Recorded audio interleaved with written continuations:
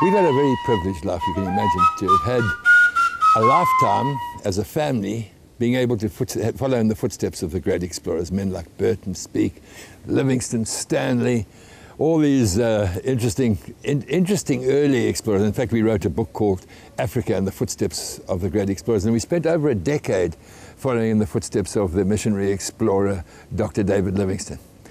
But like those early explorers, we too constantly suffered from malaria. Mashozi, my wife, Jill, Ross, my son, all of us, malaria was a constant enemy on our travels. And you know, when you think that this disease has been around since before 500 BC, the ancient Greeks wrote about it. It said that Alexander the Great died from malaria, that the boy king Tutankhamun of Egypt, it was malaria that killed him.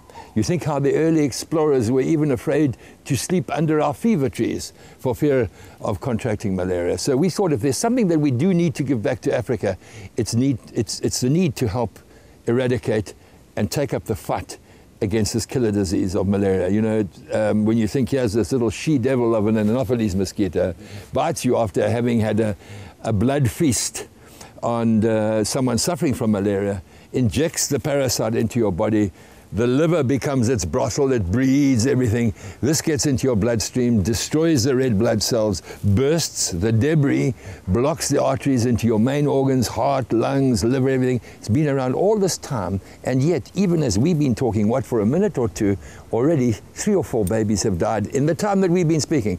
A child dies for every minute of the day, round the clock, from malaria. That was the reason we took up the fight. Key to the success of our campaign is education. And what we found is there's no point in arriving in a village and just dumping nets and say, wow, haven't we done well? And, you know, performing for the TV cameras or the news. It's not like that at all. You get to remote areas, you distribute the nets, you get the GPS coordinates of that village, the name of the community leader, exactly the number of nets that you've distributed. Someone signs for them, you stamp it, that gets recorded. We know that the nets last 3 to 4 years, and we make sure that another expedition or a new set of volunteers get back to that location within that 3 or 4 year period to keep it sustainable. That's the importance. We could never do these expeditions. You know, today, to do big expeditions like the Great African Rift Valley from start to finish, takes a lot of money. It needs vehicles, it needs tires, it needs fuel, it needs supplies, it needs running costs, it needs the mosquito nets. We also have a right to sight program, you know, spectacles for poor-sighted people, and of course life straws, clean water, also for children. That takes money and effort. A big expedition like that can cost 5-6 million rand in today's terms. You can't do it without your sponsors. And what I'm proud about is the number of South African corporates that have got behind these expeditions. That, you know, Captain Morgan is still with us, Land Rover give the vehicles, Cooper Tires, Cape Union Mod, etc.